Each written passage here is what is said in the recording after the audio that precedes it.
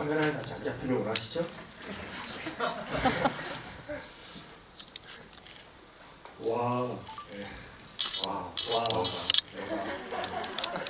와, 혜성이다. 네, 안녕하세요. 유태웅입니다. 밖에서 잠깐 얘기를 나눴는데 저는 그래도 짧게 한국에 처음 오셨을 때 GV를 한 번 정도 했었던 거라고 생각을 하고 있었거든요. 패스 라이브도 GV는 한 번도 하신 적이 없었는데 일정이 허락하지 않아서 여러분께서는 오늘 이소대님의 패스 라이브도 첫 GV 이 귀한 자리에 함께 하시는 2년의 주인공이 되셨습니다. 일단 늦었지만 영국 아카데미 후보가 된 것을 축하드립니다. 고맙습니다. 그리고 미국 아카데미 시상식을 잘 즐기고 오신 건가요? 그 시상식 다녀오신 소감 짧게 여쭤봐도 될까요? 어떠셨어요? 네, 일단은 저희 같은 경우 이제 저의 제작사와 감독님 뭐 어떤 기대를 갖고 가셨는지 잘 모르겠지만 저는 그냥 관람하러 네, 참석했고요. 너무 재밌었고 제가 그냥 이런 생각이 들더라고요. 일단은 뭔가 여기 있는 그 커뮤니티가 있잖아요. 그 커뮤니티에서 그냥 한 사람이 되기 위해서 그냥 착한 후배로서 어떻게 보면 열심히 인사드리고 축하 행사를 많이 드리고 뭐 연기에 관한 얘기도 조금씩 하고 그런 식으로 좀 많은 유명한 분들하고 제가 10년, 20년 전부터 보고 자랐던 분들한테 인사를 많이 드리고 있어요. 그때 인사를 나눈 그 배우나 감독님 중에서도 가장 좀 이름 리얼인가? 크리스토퍼 노린 감독님하고 킬리안 머피죠. 네. 제가 그 영국 바프타 때 영국 아카데미 때 시상식 시작하기 전에 레드카펫에서 인터뷰를 하잖아요. 짧게. 그런데 우리 작품이 아니고 다른 영화가 상당히 좀 탔으면 하는 작품이 어떤 거냐 이렇게 누가 어떤 리포터분이 물었거든요. 그래서 저는 무조건 킬리안 머피하고 오픈하면였으면 좋겠다. 왜냐면 저는 킬리안 머피의 연기를 20년 전부터 너무 좋아했었던 연기였었고 그런 연기의 학생이다 그런 표현을 했어요. 근데 바로 2시간 뒤에 성 타고 그러니까 가서 좀 즐겁게 인사를 드리고 그리고 선배로서 진짜 저는 하나도 기대 안 했고 받았으면 당신이었었으면 좋겠다 인터뷰 때 미리 했더니 저를 포옹해 주시더라고요. 포옹하고 크리스토퍼 노lan 감독님 만났냐고 아직 못 만났다고 내가 소개시켜줄까 이렇게 하더라고요. 그래서 제 손을 잡고 감독님 직접 소개시켜줬어요. 근데 감독님도 저희 영화를 봤다는 얘기를 살짝 인터뷰에서 언급했어서 봤다는 자신감으로 가서 인사를 드렸고 옛날부터 역시나 영화를 너무 좋아했다고 그래서 혹시나 한국 사람이 시나리오에 나타날 때가 있으면 저를 꼭 오디션을 시켜달라 이렇게 하고 나왔죠. 네, 아마 그 크리스토퍼 놀란 감독의 패스 라이브즈를 되게 좋게 봤다고 평한 인터뷰를 아마 많이 보셨을 거예요. 그리고 패스 라이브즈가 이제 개봉하고 한 달 정도 시간이 흘렀고 아카데미 전부터도 사실 이슈가 됐던 작품이라 많은 인터뷰가 나왔고 사실 많은 이야기들이 이미 나왔어요. 그래서 오늘 GV에서 아주 기초적인 좀 정보가 될 만한 질문들을 좀 생략을 하고자 합니다. 세민성 감독이 어떻게 이 이야기를 구상했는데 이건 검색하시면 됩니다. 오늘은 직접 세민성 감독의 시나리오 안에서 혜성이라는 인물로 살아냈던 배우 유태호가 들려주는 영화 이야기에 좀 집중해서 이야기를 좀 나눠보는데요. 일단 혜성이라는 인물을 그 시나리오 안에 혜성이라는 인물을 처음 만났을 때의 느낌이 어땠나요? 이게 여기서는 아서의 대사를 비유하거든요. 매력적이었나요? 사실 처음에는 제가 맡아야 될 캐릭터라기보다는 이 스토리의 징계, 기승전결과 마지막 영웅이 있나 없나라는 포커스를 두고 제가 집중하면서 읽었거든요. 일단은 제가 그 당시에는 시나리오 하게 된다면 제가 꼭 그러니까 감독님의 목소리를 먼저 찾아요. 감독님이 하고 싶은 말이 무엇인가, 이 영화를 통해서 그 안에서 제가 좋은 악기가 될 수 있을 것인가, 그거를 찾는 거죠. 그래서 스토리 일단 너무 시나리오만 봐도 시나리오 읽고 울기는 되게 힘들거든요. 근데 전 이 시나리오를 읽고 마지막 장면에 울었거든요. 그리고 나서 주변 분들 이제 몇 분들한테 시나리오를 보여줬지만 너무 생각하기 너무 느긋하지 않아? 뭔가 이렇게 캐릭터가 아싸나 나영이보다는 뭔가 안 보인다고 그런 얘기를 많이 했었어요. 실제로 책으로 보면 뭔가 이렇게 안 보이더라고요. 그러니까 뭘 해야 좀 뭔가 더 여운이나 깊은 소울이라고 할까요? 그러니까 뭘 더 보여주고 어떤 숙제를 더 해가야 뭔가 더 강하다고도 좀 틀린 말인데 뭔가 좀 이렇게 여운이 남는 연기를 할 수 있느냐라는 고민을 많이 했죠. 일단은 그리고 두 번째는 제 그 언어라는 그 장벽 때문에 항상 고민하는 제 커리어인데요. 많이 열심히 준비해가지고 대신 우리나라 관객들 봤을 때는 어느 정도면 반응은 부족할 수는 있겠지만 감정 감각도 되지만 이런 반응 나올 수는 있겠지만 제가 제일 부족한 걸로 알고 있습니다. 굳이 왜 감독님이 토종인 한국 배우를 캐스팅을 안 했었고 저를 왜 캐스팅했는지 전혀 몰랐거든요.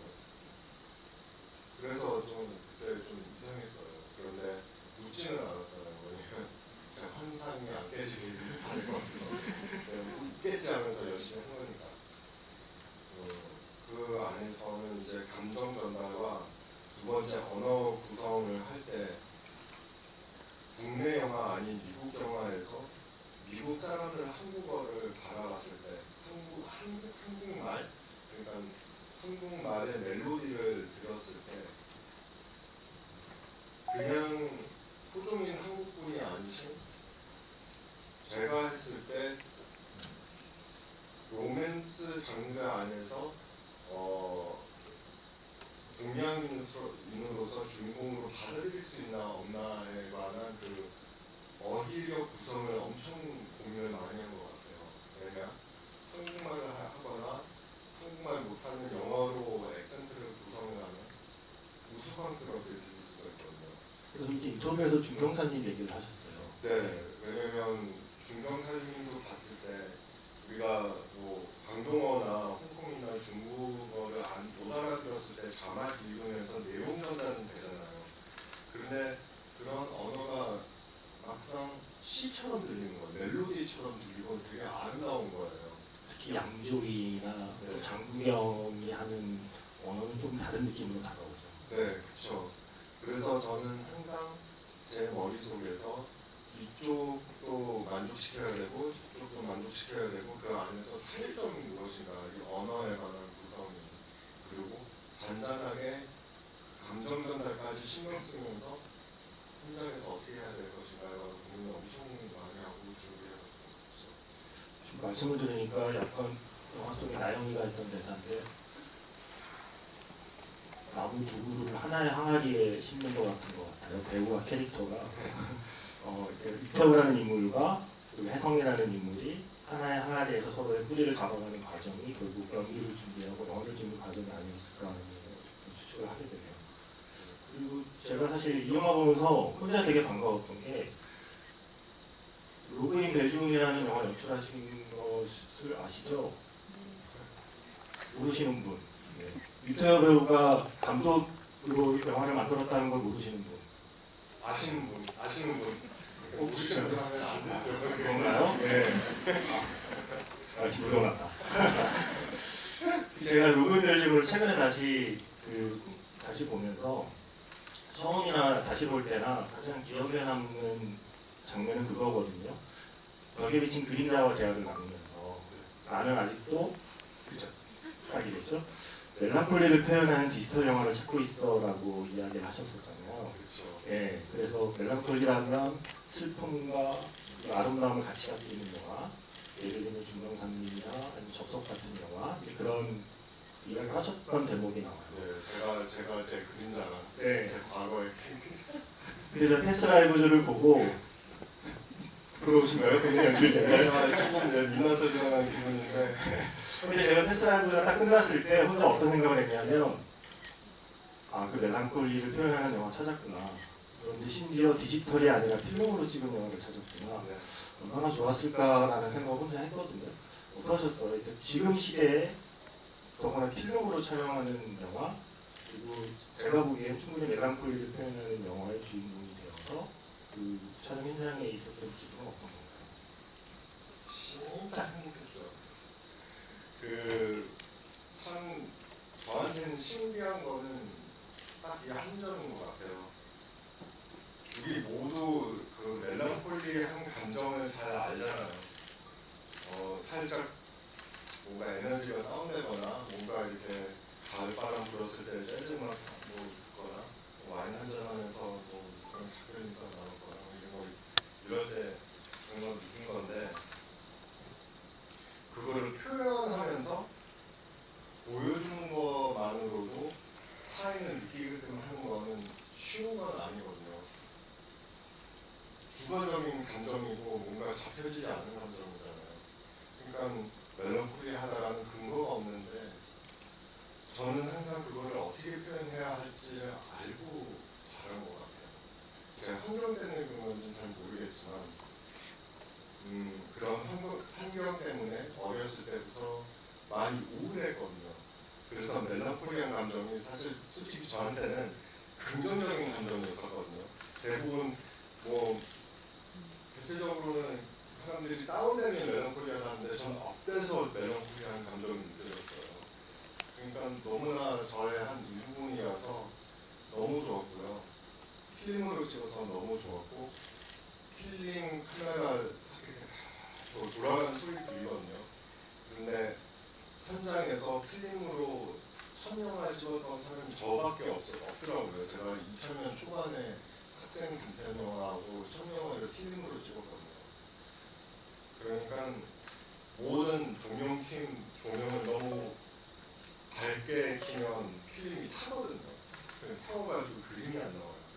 그러니까 이렇게 같이 타협점을 잡고 모든 엑스트라 분들이랑 또 같이 춤추듯이 그 안무처럼 만들어야 되고 촬영 감독님도 이걸 어떻게 촬영해야 이거 필름이 안 버려지고 왜냐면 한 테이크면 한 3분, 4분 하시는 찍고 8분밖에 없거든요 필름이. 그러면 두 테이크하고 다시 그 롤을 교체해야 돼요. 그러니까 어마어마한 비용이 들어가는 거죠. 그 긴장도가 너무 행복했어요. 너무 좋았어요. 다 같이 긴장하면서 한 작품을 만들어내는 거구나. 여러분께서는 지금 굉장히 진기한 경험을 하신 거예요. 필름으로 촬영한 영화를 극장에서 보시는 경험은 지금 극장에서 많은 영화를 봐도 쉽게 할 수 있는 경험이 아니거든요. 올해 아카데미 시상식에서 촬영상 받은 촬영 감독께서 약간 위트 있는 얘기를 하셨잖아요. 지금 촬영하신 후배들께 말씀드리는데 필름이라는 신기술이 있습니다. 우리하면서 필름이라는 신기술이 생각보다 그렇게 어렵지 않습니다. 여러분 한번 도전해보세요라는 그 수상 소감이 기억이 나거든요. 이제는 필름이 예전의 물건이지만 이제는 오히려 약간 좀 그 새로운 기술처럼 받아들여지는 시대에 필름으로 담아낸 어떤 영화의 질감을 여러분은 지금 극장에서 보시면 좋고요. 일단 그 혜성이 첫 등장하는 씬 얘기하기 전에 어린 시절의 그 혜성과 나영의 장면은 그 촬영 현장을 가신 건 아닐 거잖아요. 네. 그러면 아마 시나리오에서 봤던 장면을 영화로 처음 보셨던 거잖아요. 네. 나의 어린 시절이 담겨있는 그 영화의 초반부의 느낌은 어떠셨나요? 이건 약간 관객 유태로의 입장을 물어봐야 되나요? 제가 그러니까 그 씬을 연기했을 때 작업하는 중에는 못 봤지만 제가 승하고 승민이를 미리 만났었거든요. 같이 리딩도 하고 그리고 승민이를 많이 살펴봤어요. 여기서 승민이라는 건 이태호 배우의 어린 어린 시절을 연기했거든요. 네. 그래서 뭔가 이렇게 되게 뭐라고 해야 되지? 우리를 위해서 밑밥을 너무나 잘 깔아줬다라는 그런 느낌이었어요. 그러니까 그 전개를 너무나 잘 해줘서 너무 고마웠었고, 그리고 승민이 처음부터 만났을 때 제가 좀 우리가 같이 혜성이를 만들어내는 거라기보다는 성인 배우가 아역 배우를 흉내내는 게 더 낫거든요. 네. 그래서 한 사람을 만드는 게, 그래서 저는 승민이의 모든 제스처들을 많이 살펴봤어요. 그 제스처들을 따라하려고. 네. 이건 약간 릴레이 같은 거네요. 그래서 그 김승민 배우가 잘 만들어놓은 혜성이를 이태호 배우에게 이렇게 바탕을 넘겨줬고, 이태호 배우가 이제 드디어 처음 등장합니다. 술집이었어요. 네. 거기에는 이태호 배우의 경쟁자도 있었습니다. 주연 배우 오디션에 도전했다 떨어진 장기하 씨가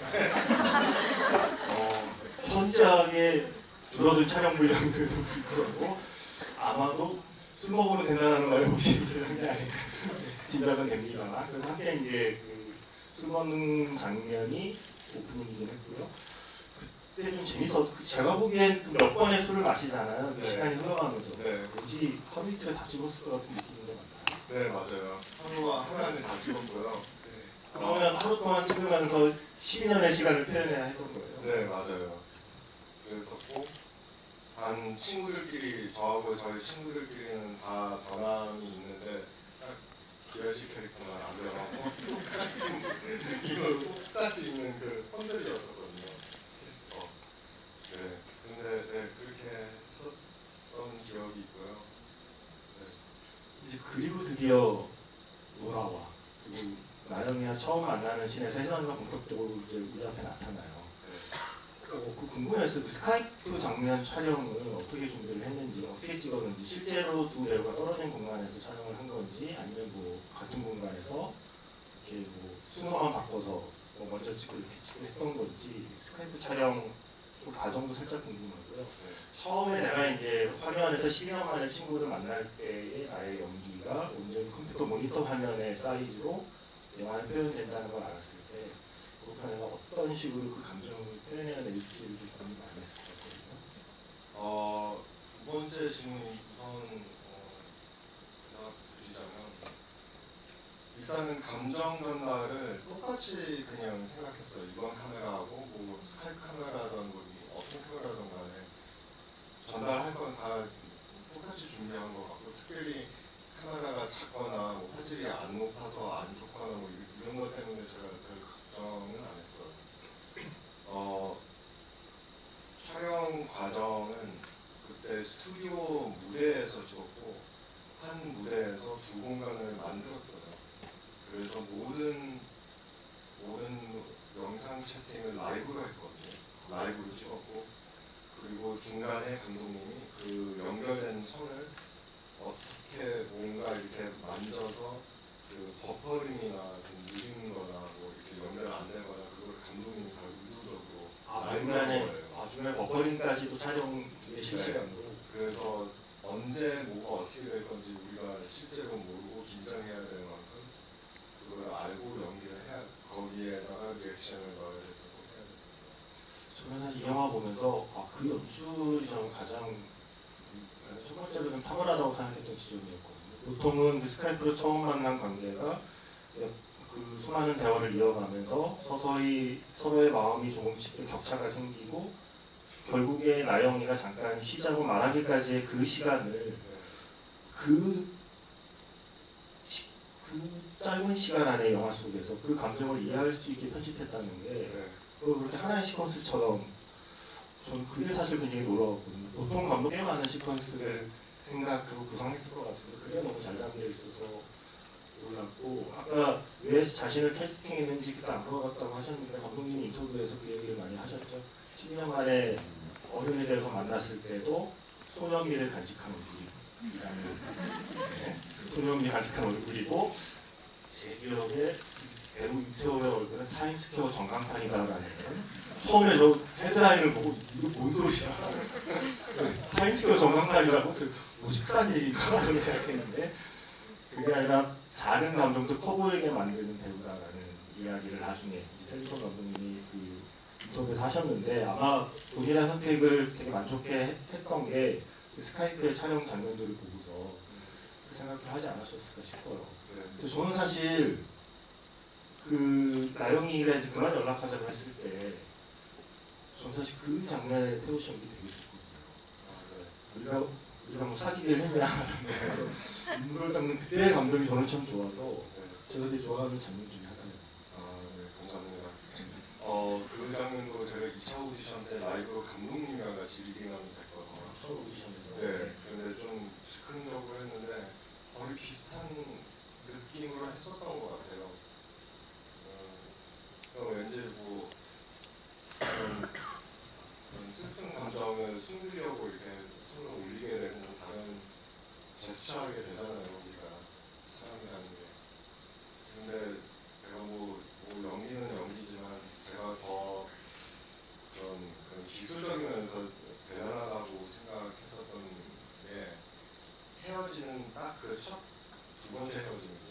어렸을 때 한번 헤어졌어요. 두 번째 헤어짐이 마지막에 해성 쪽에 해가 짓고 그리고 나영이 쪽에 해가 떠요. 그런데 그 조명 설치도 우리 조명 감독님 그거 다 라이브로 한 거예요. 네. 실제 한국과 미국의 시간을 딱 이렇게 맞아 떨어지게 그 현실에서 뭐라고 해야지 환상의 현실 그 무대에서 이렇게 연기하면서 진짜 그냥 밤이 되는 기분이었었고 좀 낮에 되는 기분이었었고 아침 되는 기분이었었고 그런 기분조차도 연기에 도움이 되는 것 같았어요. 그리고 이제 드디어 뉴욕으로 갑니다.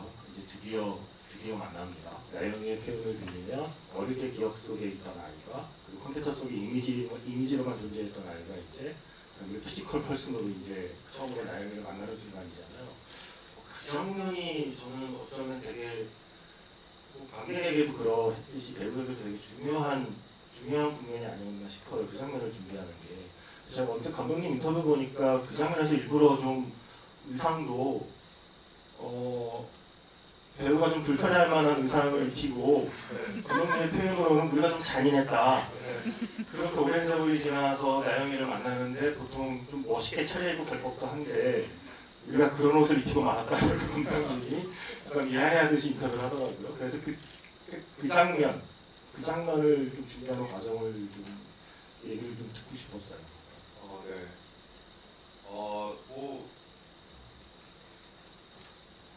외면적인 준비도 있었고 내면적인 준비도 있었는데요. 외면적으로 말하자면 감독님이 좀 메소드적인 연기를 그 환경을 만들어준 것 같아요. 왜냐면 그레타라는 배우랑 리허설을 할 때 절대적으로 스킨십이 없어야 된다. 금지. 악수도 하지 말고 폰도 하지 말아라.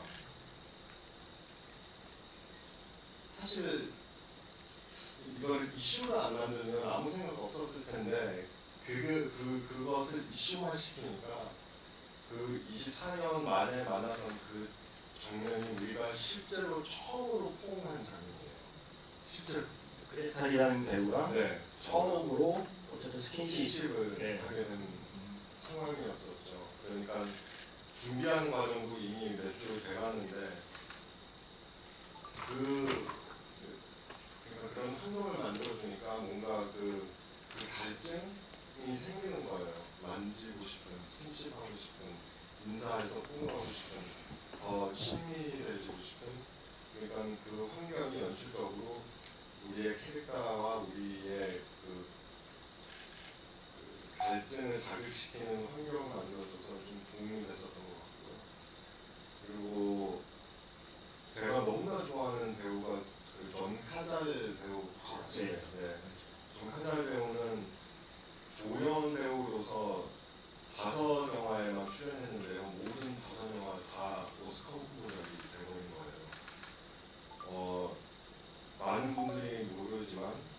유튜브에도 찾아보시면 인터뷰도 있고 다큐멘터리도 있고 메릴 스트립의 첫 연인이었어요. 근데 이제 암 때문에 돌아가셨는데 연인이자 네, 선배였고 스승이고 네 가수였죠. 맞아요. 예.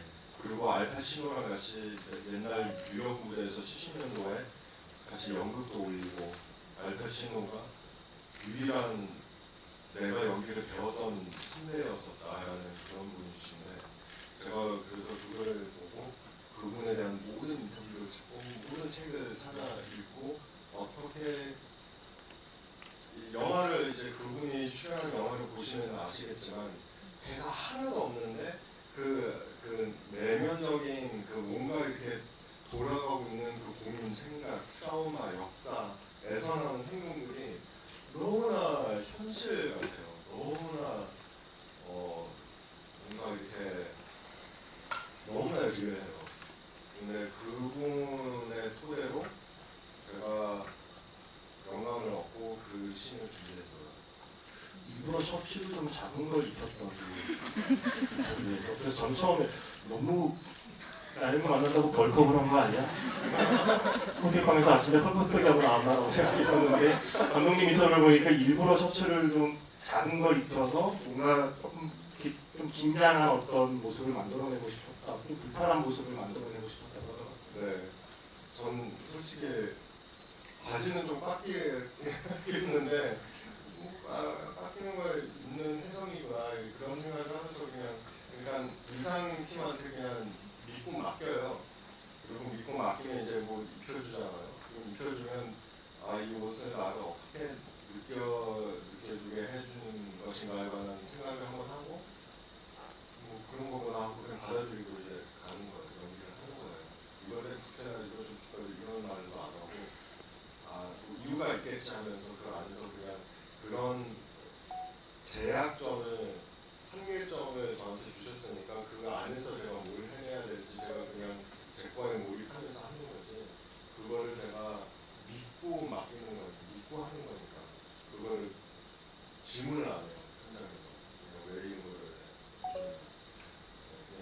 그냥 뭐 해성 취향이겠지 뭐 해성이가 그만큼 뭔가 뭔가 이렇게 데이트를 많이 안 해본 친구라서 그 전에 여자친구랑 한 분밖에 없었으니까 어떻게 자기 입장에서 이렇게 꾸미고 나왔다는 입장이잖아요. 그러니까 이런 사람이구나 하면서 말하는 거죠. 사실상은 출근복장이죠. 출근복장과 다르지 않은 복장으로 나타났죠. 그런데 배우에 보면 그거였을 것 같아요. 12년 사이에 뭔가 드라마틱한 외모의 변화가 있지 않느냐. 네. 그 관객으로 하여금 12년 동안 이렇게 변했네를 시각적으로 단박에 눈치챌 수 있는 어떤 설정이 없는 캐릭터라면 그럼에도 불구하고 12년의 시간이 어떻게든 그 내가 연기하는 캐릭터에 담기기를 원하게 되잖아요.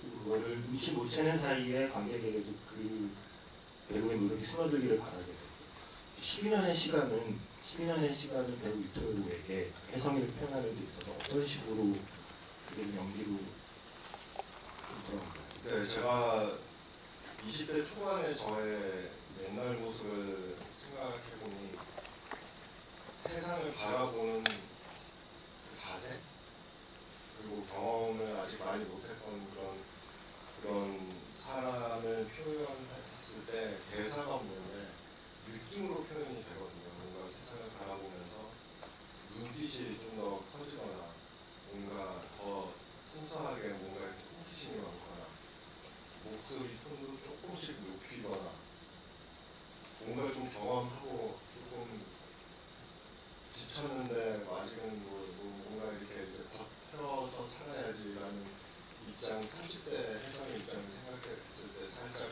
목소리 톤도 조금 낮췄고 아주 미세한 차이로 제가 낮췄어요. 그리고 눈동자 안에서 있는 그 호기심을 좀 죽여버리고 그러니까 그 감정 죽이니까 그냥 리액션이 나오니까요. 외면적으로 그게 눈빛과 뭔가 이렇게 바디랭귀지 그런 제스처 목소리 톤 그런 조그만 그런 섬세한 그런 기술로 이제 하는 거죠. 네. 제가 지금 다들 각본 좀 받아야 되는데 하는 표정을 질문 하나 정도만 일단 먼저 드리고 질문 기회 드리고 또 제가 이어서 질문 없으면 그러면 없겠지만 또 아니 지금 하라는 게 아니고요. 질문 하나만 해도 되죠? 그래도 엔딩 얘기는 물어봐야 되는 거 아닙니까 이 영화에서.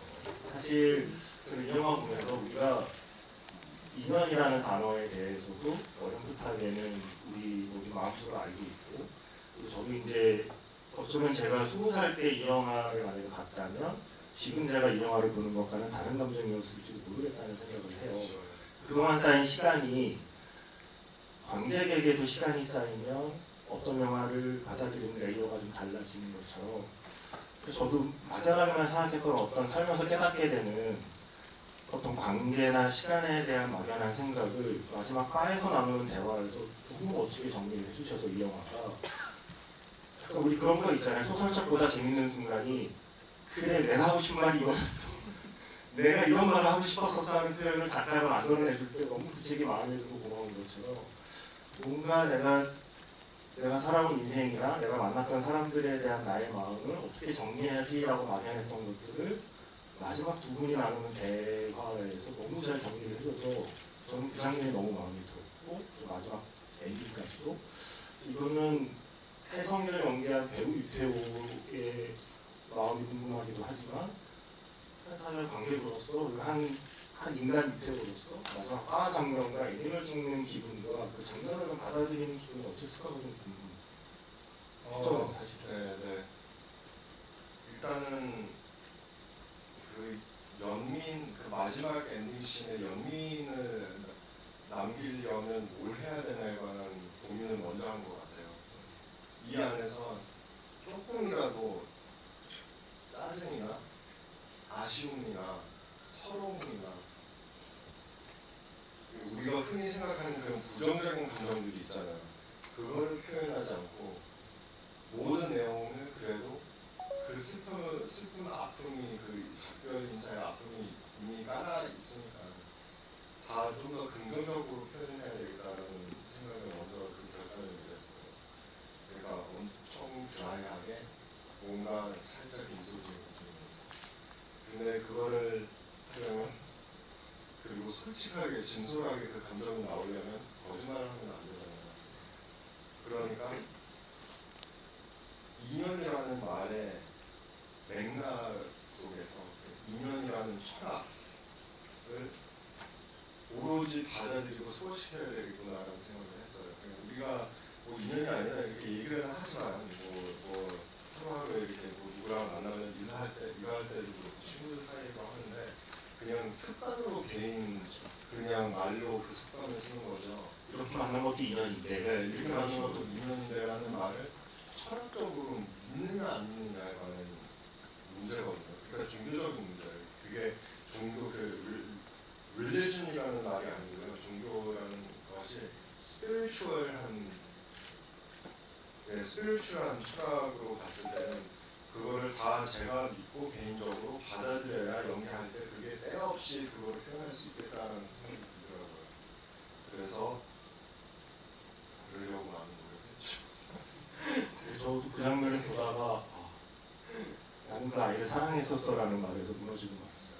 무너지고 말았고 마지막 엔딩은 제가 어제 다시 극장 가서 보면서 처음과는 감정이 다르더라고요. 마지막 헤어지는 장면이 또 그런 생각이 들었어요. 어릴 때 울고 있던 나영이 곁에는 혜성이가 있었는데 이제 울고 있는 노라 곁에는 그래도 아서가 있네 라는 생각을 하면서 그 엔딩을 보니까 또 처음 볼 때는 조금 다른 느낌으로 다가오는 엔딩이었고 M차를 해야 된다는 얘기죠.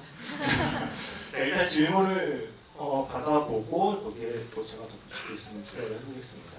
보통 이럴 때 뒤에 계신 분들에게 기회가 잘 안 가잖아요. 뒤에부터 내려볼게요. 저기 지금 마이크 어디 있어요? 일단 맨 뒤로 올라가 주시면 저기 죄송해요. 여기 하얀 옷 입으신 분. 네, 지금 하고 손 바꿔 주신 분. 네. 질문은 짧게 부탁드리겠습니다.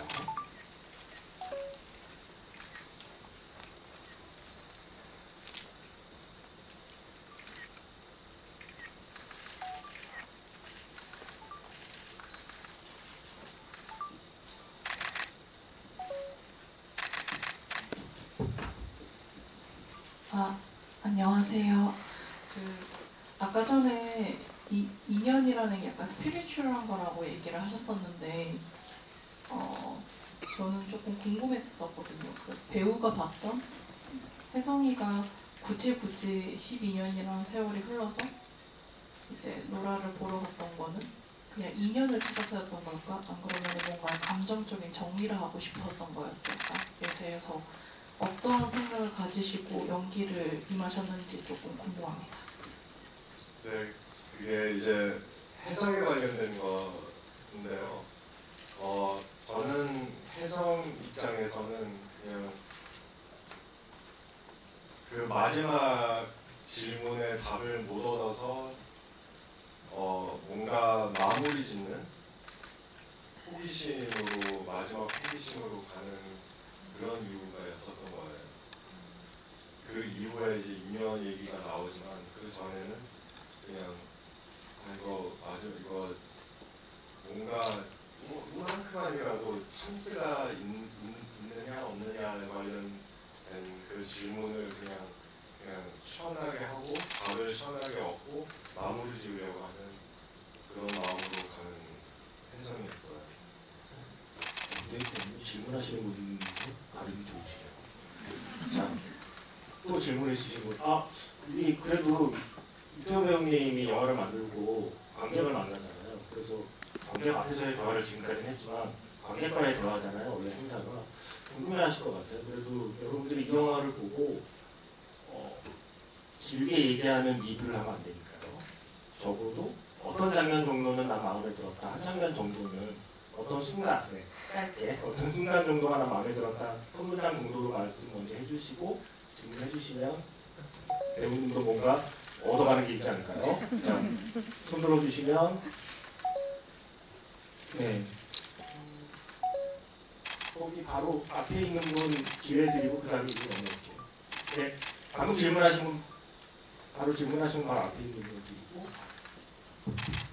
그 다음에 앞으로 이렇게 걸어 올라가겠습니다. 저는 일단은 노라랑 혜성이가 택시 기다리면서 서로 눈을 길게 맞추는 장면이 되게 인상 깊었고, 이게 아쉬움의 감정인지 아니면 서로 관계를 정리하는 감정인지 그런 게 궁금했어서 혜성이가 그때 어떤 감정을 가지고 있다 생각하고 배우님께서 연기하셨는지 궁금합니다. 일단 그 택시가 오는 시간을 정확히 모르고 연기했다는 소문을 들었습니다.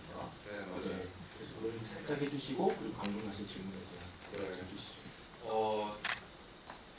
시나리오사는 2분이라고 나오잖아요. 2분 안에 된다 이거.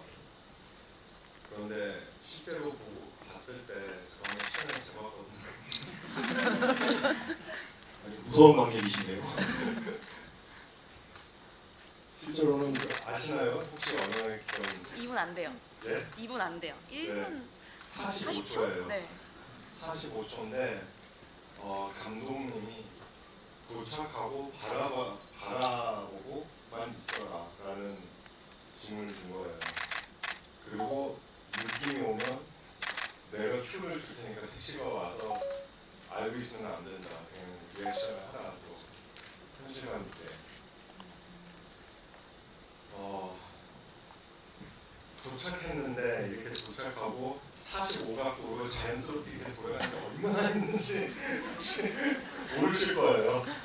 그러니까 그 안에서 그 모티베이션, 이유가 내공적으로 어떤 이유로서 이렇게 갔다가 이렇게 잡고 이렇게 바라보고 완전히 바라볼 때까지는 모든 감정들이 단계로 섞여 있었던 것 같아요. 이제 지금 대답을 해드리자면 아쉬움도 있고 슬픔도 있고 너무나 사랑하고 너무나 영화를 보는 우리들은 영화 속의 감정만 보면 되지만 연기하는 배우는 기술적인 것까지 신경 쓰면서 연기를 해야 되는데 영화라는 매체니까요. 그 얘기를 앞에서 해주신 거고 사실 여러분은 지금 놀라운 사랑 영화를 보신 거예요. 손 한 번 잡지 않고 끝나는 영화입니다. 만날 때 허그 한 번, 헤어질 때 허그 한 번이 전부예요. 손 잡은 건 아역 배우들만 잡았지. 둘은 다시 만나서 그 버스였나요? 그래요? 문제요. 지하철.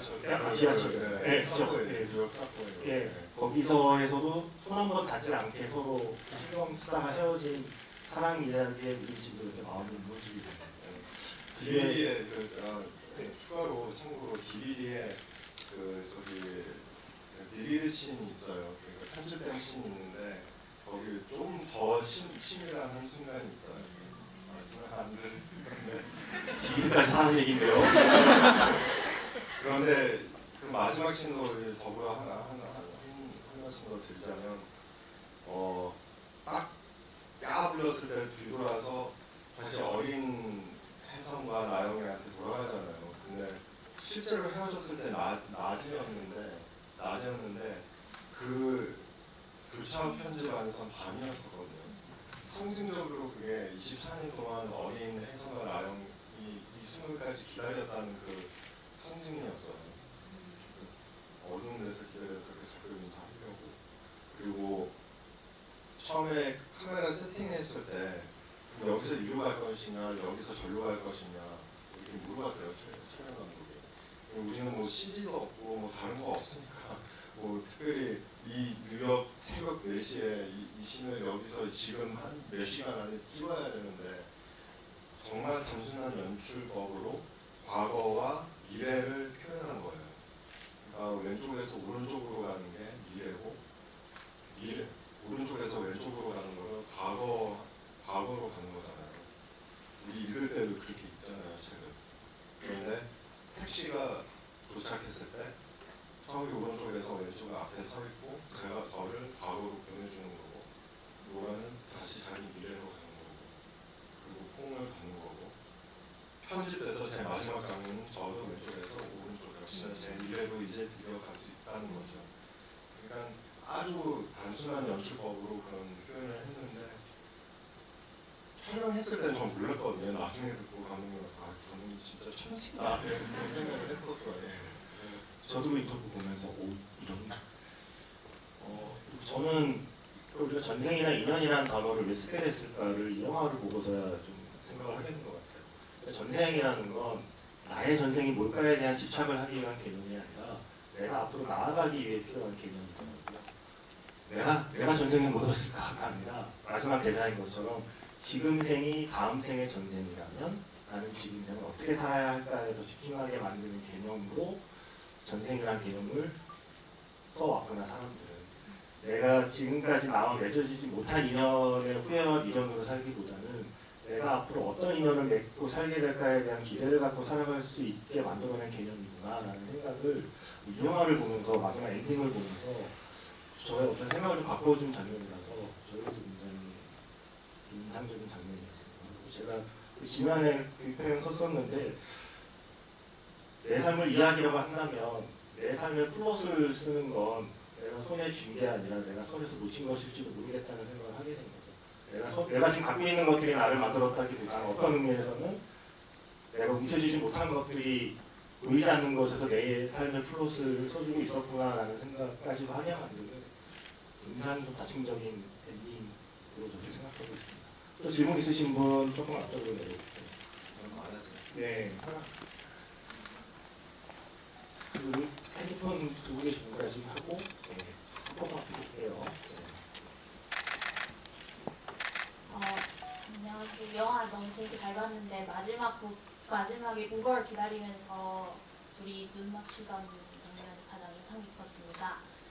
그리고 질문하고 싶었던 건 마지막에 노라는 울면서 남편한테 안기는데 혜성이의 뭔가 리액션, 택시하는 모습 같은 건 안 잡히는데 어떤 생각을 하면서 혜성이라는 캐릭터는 뉴욕을 떠났을지 한국으로 다시 돌아갔을지가 궁금합니다. 아마 마지막 뉴욕을 떠나는 시점의 차 안의 모습은 영화의 끝에 우리가 보았던 걸로 기억을 하고요. 아마 그 앞부분 엔딩에서 택시 타고 노라는 보이지만 혜성이는 우리 그 시간에 혜성이는 우리 보지 못했거든요. 네. 뭐 했나요 혜성이는? 혜성이도 울었나요? 그냥 울지는 않았어요. 네. 그냥 제 입장에선 그때도 연기했을 때 뒤에 그 아스 그러니까 존 마가로 배우님이 서 계신 거를 모르고 그냥 연기했었거든요. 네, 그러니까 연기하면서 그런 마무리 짓는 이후에 느끼는 그 공허함만 느끼고 그냥 간 것 같아요. 또 질문 있으신 분 여기 예 제가 앞에 계신 분 약간 보셔서 이분이 그리고 이제 이렇게 올라갈게요. 예, 계속 손을 들고 계셔야 기회가 됩니다. 네, 안녕하세요. 오늘로 페스트라이브즈 7회차 관람했는데 네, 볼 때마다 저는 혜성이랑 나영이가 소울메이트라고 생각이 들어서 꼭 둘이 이렇게 연인이 되고 결혼이 아니더라도 네. 둘이 계속 연락을 했으면 좋겠다 이런 생각으로 계속 봤어요. 근데 저는 그래서 엔딩 장면이 저도 당연히 인상적이지만 그것보다 더 기억에 남는 제 개인적인 장면은 아까 좀 말씀 중에 나왔는데 노라가 우리 잠시 그만 봤으면 좋겠다. 그때 개인적으로 혜성이가 왜 한 번 붙잡지 않았을까. 물론 혜성이가 소심한 면이 분명히 있는 걸 저도 아는데 그래도 타국에 있는 나영이를 이렇게 수십 10년이 넘어서 찾는 걸 보면은 용기 있는 부분도 분명히 있는데 물론 중국에 가야 되니까 바로 못 만나더라도 좀 기다려 달라 아니면 더 용기를 내서 고백을 한다든지 그렇게는 못했나. 그러면 이게 끊기는 시간이 없었을 텐데 그렇게 좀. 왜 그랬니 혜성아? 궁금해하십니다. 짧게 답을 주자면 그냥 너무나 소심해서 그런 것 같아요. 그게 첫 번째고, 두 번째는 좀 이제 고리타분한 답을 드리기 싫어하는데 좀 살아봤더니 뭔가가 인생 안에서 젊은 남자라는 게 어떤 파트나 이제 여성이든 남성이든 이런 소통을 하면 그 소통 데이터를 갖고 단순하게 받아들이기 때문에 뭐라고 해야 되지? 젊은 남자가 진짜 강아지처럼 다뤄야 돼요. A면 A고 B면 B고 먹이면 주고 일따라고 그래요. 연애를 못하는 거죠. 그러니까 나를 잡아달라는 거를 그 소통 안에서 못 알아채는 거예요. 저도 어렸을 때 그랬었고 지금도 가끔씩 아직도 힘들긴 하지만 그랬으니까 네, 그리고 네, 그런 것 같아요. 그냥 눈치를 못 채는 거죠. 나를 잡아달라는 그 소통을 하면서 그냥 헤어지자. 지금 내가 힘드니까 이렇게 그 단순하게 받아들이는 거죠. 경험이 없어서 단순하게 그리고 너무나 소심해서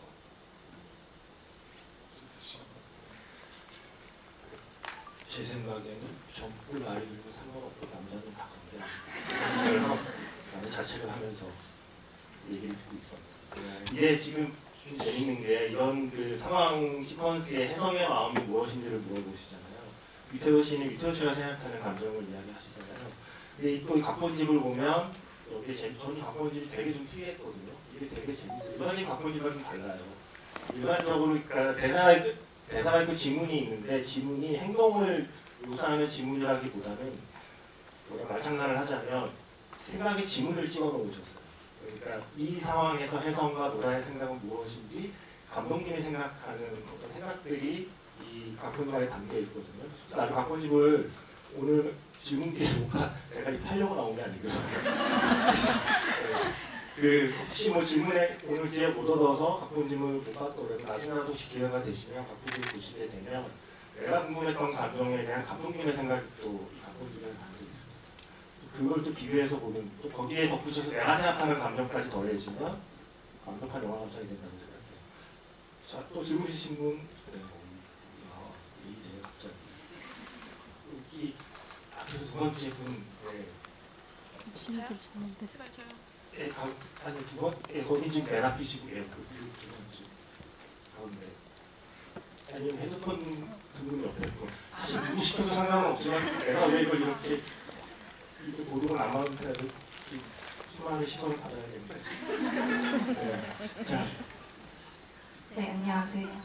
제가 가장 인상 깊었던 장면이 이제 바에서 삼자대면을 했을 텐데요.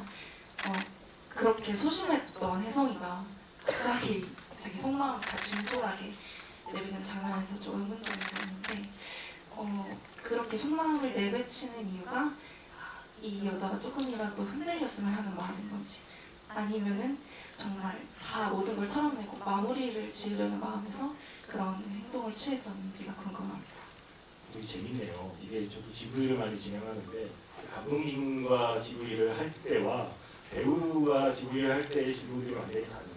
그러니까 배우에게는 어쨌든 우리는 혜성이를 스크린에서 봤지만 배우인 너는 혜성이로 살았잖아. 넌 알 거 아니야? 혜성이 그때 무슨 마음이었던 거야? 라는 궁금증들을 지금 계속 내내적인 해석을 묻는 거죠. 지금 계속 물어보고 네. 있어요. 일단은 전날부터 마무리 지으려고 하는 마음을 먹고 온 거예요, 사실. 그게 언제 터질 건지는 모르고 제가 연기했고요. 이제 혜성 입장에서 모른다 입장을 갖고 연기를 했고요. 그리고 남편을 만나고 나서 그건 이제 그 당일날에 알게 되잖아요. 남편은 맞아 그러는 게. 그래서 그것도 당황하면서 진짜 괜찮냐고 이게 한국문화에서 그게 말이 안 되는 입장이잖아요. 사실. 미국에서는 할 수 있잖아요. 그러니까 그냥 받아들이고 이렇게 가서 따라가는 거고 나영이 말을 듣고 노라 말을 듣고 따라가면서 아 그래도 그 뒷말이 미국 사람 하기가 어려운 말이거든요. 그러니까 당신 남편이 너무 좋은 사람이라서 마음이 너무 아파. 이 얘기가 네, 제가 봤을 때 너무나 한국적인 정서거든요.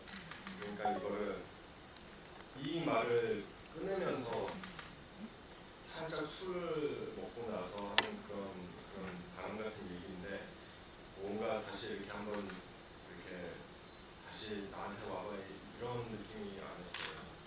연기했을 때도 정말로 너무 좋다 이렇게 마지막으로 와서 그게 진짜 사랑이잖아요. 어떻게 보면 제가 좋아했던 사람이 나를 선택 안 하고 그냥 아낌없이 주는 사람인데 어떻게 보면 좀 클리셰적인 말 될 수도 있지만 그게 확인이 됐고 그래서 나의 감정도 마무리됐고 너의 감정도 마무리 됐으면 좋겠다 그러면서 이제 헤어지는 게 어떻게 보면 좀 좋은 특별인 것 같아요. 네, 시간이 많지 않습니다. 자, 질문 있으신 분 한두 분 정도밖에 기회 못 드릴 것 같아요. 저쪽 사이드로 한번 가볼게요. 네, 거기 바로 뒤에 계신 분. 네.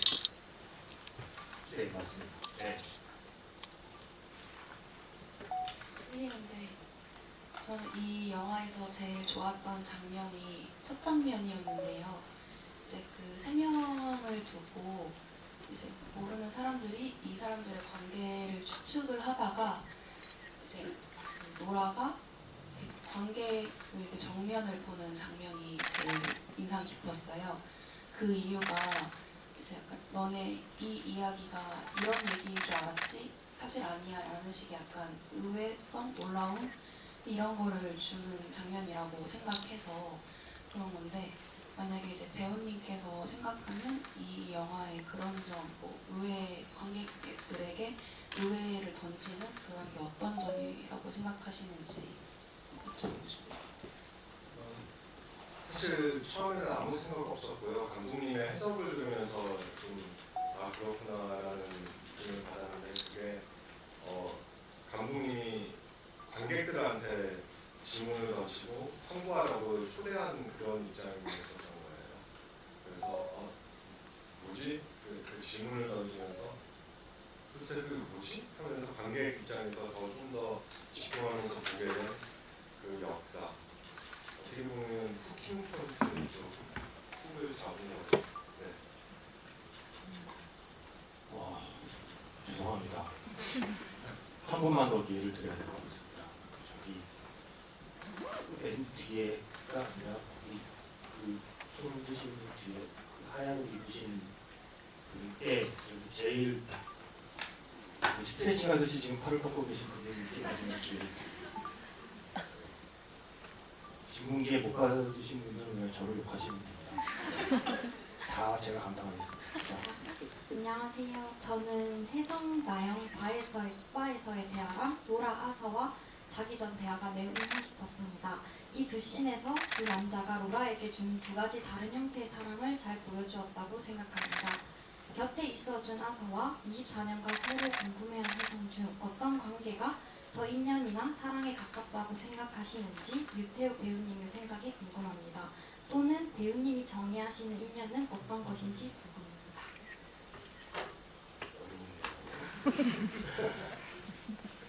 죄송합니다. 너무 읽으셔서 집중이 안 됐는데 첫 번째 질문 정말 미안해요.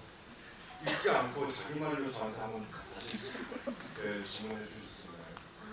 그 곁에 있어준 아서랑 네. 24년간 로라와 혜성은 서로 궁금해했는데 네. 저는 그 두 가지가 모두 사랑일 수도 있고 둘 다 사랑과 인연에 가깝다고 생각했는데 네. 배우 유태우님에게는 그 둘 중에 어떤 게 더 사랑이나 인연에 가깝다고 생각하시는지 궁금합니다.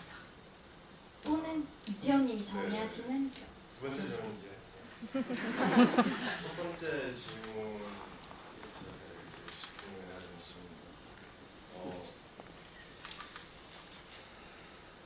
사랑과 인연을 경쟁이라고 생각하지 않아요. 그래서 무엇이 더 사랑과 인연에 가깝다라는 말을 하기가 되게 오묘한 것 같아요. 그래서 그건 솔직하게 대답드리기가 좀 힘들어요. 저한테는 제 입장에서는 사랑이라는 게 느끼는 거지 경쟁 누가 더 사랑해 덜 사랑해 증명해 그러면 다른 예를 들자면 그런 다른 남자가 없었다면 그냥 단둘이서 아싸하고 노래가 있었다면 그럼 너의 사랑을 나한테 증명해봐 하면 어떻게 할 것 같아요? 그러니까 그 내면적으로 느낀다는 그것을 어떻게 더 많다거나 없거나 그런 게 너무나 어려운 것 같아요. 물론 혜성이가 온바람에 그러니까 이 두 관계에 그냥 콩처럼 막 찔러서 내가 여기다 이제 어떡할래 이렇게 들어오면서 그 흔들 것인가 안 흔들 것인가 그러니까 완전히 포옹해서 편하게 만나 그게 너의 권위고 내가 할 뭐 권위가 없다 그 얘기 자체가 너무나 여유롭고 너무나 서로 믿는 걸 신뢰되는 관계인 것 같아요. 그러니까 그 안에서 이미 12년 동안 결혼 관계하는 그런 게 잘 표현되는 것 같아요. 그렇다고 뭔가 인연이 더 깊거나 안 깊거나 그건 잘 모르겠어요. 두 번째 질문으로 넘어가자면 왜냐 인연이라는 게 저희가 개인적으로는 이 영화 이후와 이 영화 전에 제가 제 삶을 사는 방식을 많이 변화시켰어요. 왜냐하면 인연이라는 철학을 혜성이를 위해서 소화시키다 보니 제 사생활에도 영향을 끼칠 거 아니에요. 그런데 그 안에서 뭐가 더 깊거나 더 안 깊거나 뭐 이런 것도 없어요. 이렇게 만나서 전생에 더 스쳐 지나간 관계였는지 더 깊은 관계였는지 거기에 인연이라는 퀄리티를 따지는 건 아니잖아요. 인연은 인연이니까 그냥. 그런데 저의 개인적으로는 그 이후에 제가 앞으로 맡을 역할들도 인연으로 생각하게 되더라고요. 그러니까 기술적으로 어떤 역할을 해내기 위해서 제가 저를 설득해서 이력서를 만들고 기술적으로 뭔가를 해서 테크니크를 써서 연기를 표현해야 된다라는 맥락이 그 전에 제가 학교에서 배웠던 맥락이 완전 없어진 거예요. 2년이 됐으니까 어떤 다른 삶의 다른 유니버스에 어떤 다른 세계 어떤 세상에서 이미 그 삶들을 다 살고 있는 저의 모습이 보이는 거예요.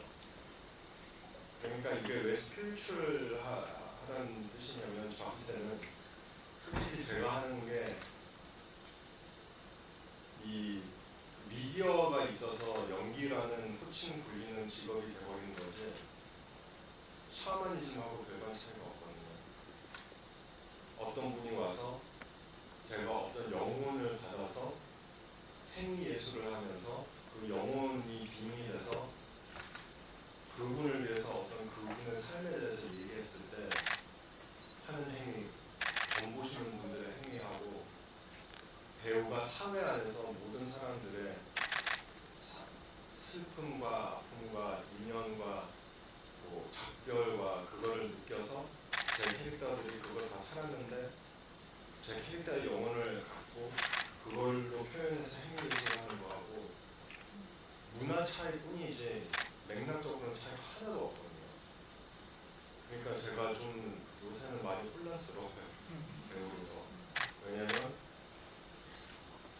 제 운명의 직업이 무엇인가, 제가 이 사회에서 뭘 해야 할 것인가 에 관한 깊은 고민에 빠져 있어요. 이 와중에 열심히 연기는 하고 있지만 역시나 그 패스라이즈 이후로 제가 그런 식으로 접근하기 시작했고, 그러니까 뭐 예를 들자면 머니게임으로 제가 먼저 우리나라에서 좀 인지도를 얻었잖아요. 뭐 섹시비전이라는 칭을 주셨고요, 여러분들. 그러니까 어떤 연기 테크닉을, 어떤 기술을 쓰면 제가 거기에 매너리즘으로 기대서 뭘 팔아먹힐 수 있는지 저희가 알거든요. 뭐가 섹시해 보이는지 알게 되니까 저한테 재미없는 거예요. 그거를 하면 상업적인 시스템의 맥락에서 섹시하게 팔아먹을 수는 있지만 제가 발전은 그럼 안 하거든요. 제가 발전하기 위해서 패스라이즈 이후에 제가 생각한 철학에 따라서 샤머니즘처럼 연기를 접근하는 거예요. 그래서 너무 무서워요, 지금. 사실 배우로서 너무 무섭고, 이거를 이렇게 공개적으로 얘기하는 것도 되게 문화세를 드러나는 건데 솔직하게 지금 항상 표현을 하고 싶어서 하는 거거든요. 좀 떨리네요. 그런데 이제 뭐 나중에 관객 여러분들과 뭐 평론가 분들이 저를 판단하겠죠. 도대체 뭘 경험했길래 연기가 그렇게 변했나. 그러니까 맞는지 틀린지 저는 잘 모르겠어요. 저는 제가 제 생각대로 자기 개발하고 발전해야 되니까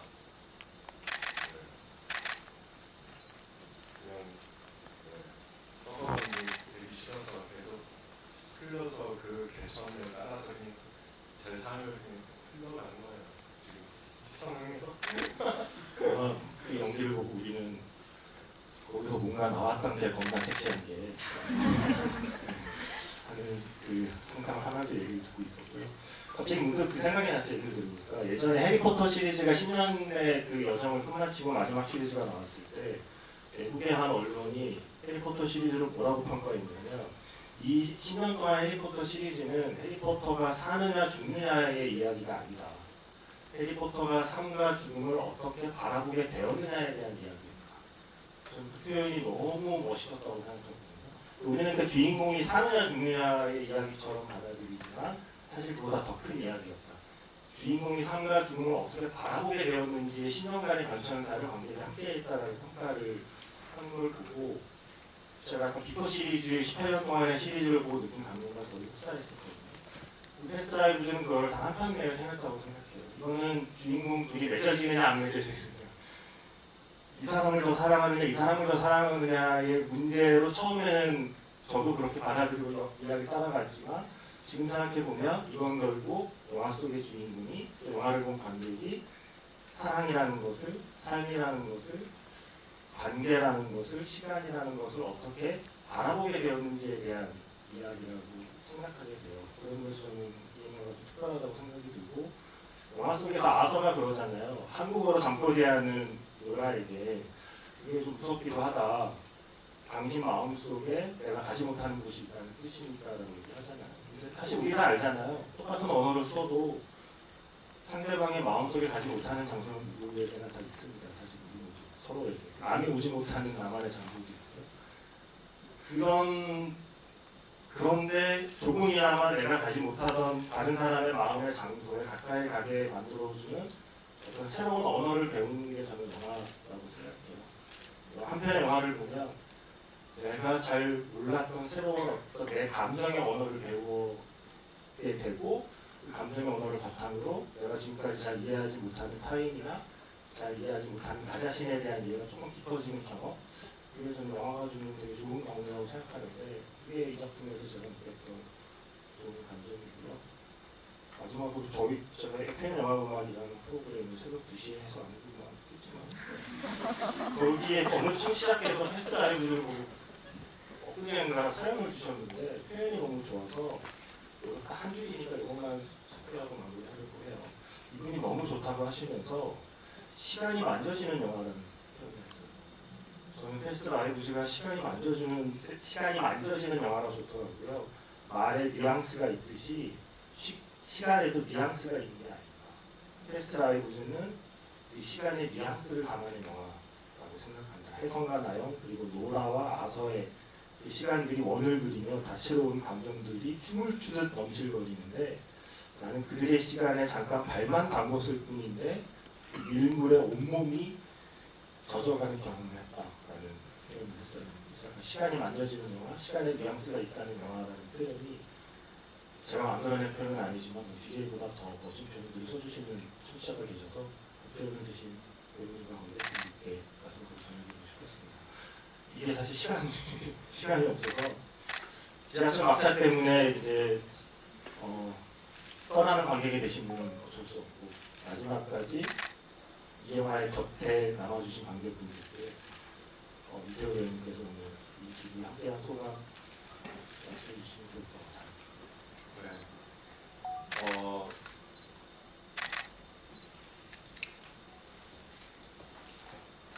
이거도 인연이겠죠. 우리가 3년 전 21년도 여름에 영화를 찍었거든요. 한참 코로나가 제일 핫할 때 찍었고 어떤 안전 조치를 취하면서 저를 완전히 차단시켜서 이제 뭐 걸리면 안 되니까 촬영할 때 차단 속에서 그 외로운 그 감정을 더 많이 느끼게끔 해줘서 뭔가 도움된 것 같기도 하고 그리고 1년 뒤에 해외에서는 미국에서는 작년 3월에 개봉했는 5월인가? 거의 2년 됐죠. 한국까지 도착했는데 근데 이 영화 때문에 제가 또 참 다른 인연들에 대해서 해외 작품들을 많이 하게 됐어요. 그래서 개봉 날짜에 무대 인사도 못하고 조금 뒤늦게 귀국해서 이렇게 하게 됐는데 이렇게 첫 TV를 여러분과 함께 할 수 있어서 너무 좋은 인연이었었고요. 너무나 좀 저의 개인 사정에 얘기를 많이 나눠서 좀 재미있을지는 잘 모르겠지만 너무 감사합니다. 잘 들어주셔서 잘 들어가 주시고요. 오늘 저녁에 그리고 모르죠. 12년이나 24년 뒤에 이 영화를 다시 한번 보게 돼서 또 누구랑 소중한 소중한 분이랑 같이 보게 되면 인연에 대해서도 대화를 좀 나누고 좋은 관계를 맺었으면 좋겠습니다. 감사합니다. 이태호 배우님의 패스 라이브 TV가 이제 끝이 아니기를 바라고요. 금방이 될지 12년 뒤가 될지 그때 보자. 마지막으로 드리고 싶고요. 이 시간에 함께 해주셔서 감사드리고요. 마지막으로 나가시는 길에 그 리뷰 이벤트가 있대요. 그래서 간단한 QR코드 같은 거 촬영하시고 좋은 리뷰를 남겨주시면 아직 이 좋은 영화의 그 가치나 존재를 모르시는 분들께 좀 떡밥이 되지 않을까라는 소망을 표현합니다. 함께 해주셔서 진심으로 고맙습니다. 안녕히 가세요.